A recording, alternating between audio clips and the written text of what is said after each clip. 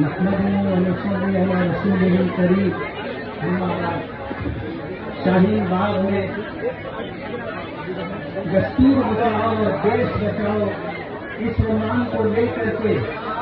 دیش کی غیور مائیں اور بہنیں جس طرح اپنی آواز کو بدل کرنے کے لیے یہاں جمع ہوئی ہے، میں مہاراشٹر مالیگاؤں ڈسٹرکٹ ناسک کی طرف سے ایک پیغام لے کر کے آیا ہے جو آپ لوگوں تک پہنچانا چاہتا ہوں۔ کسی نے کہا ہے کہ تم نے چاہا ہی نہیں حالات بدل سکتے تھے،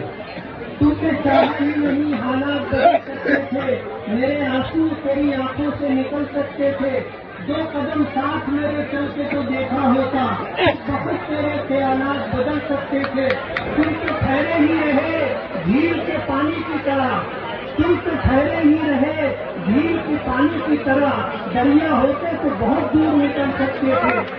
تم نے الفاظ کی تاثیر کو پرکھا ہی نہیں، تم نے الفاظ کی تاثیر کو پرکھا ہی نہیں، نرم لہجے سے تو پتھر بھی پگھل سکتے تھے۔ آج ملک پر جو حالات ہیں، ملک کے دشمنوں نے جو آج ملک کے اقتدار پر قابض ہے، ہندوستان میں رہنے والے ان لوگوں کو جن کے آباء و اجداد نے اس ملک اور اس دیش کی آزادی کے لیے اپنی جانوں کا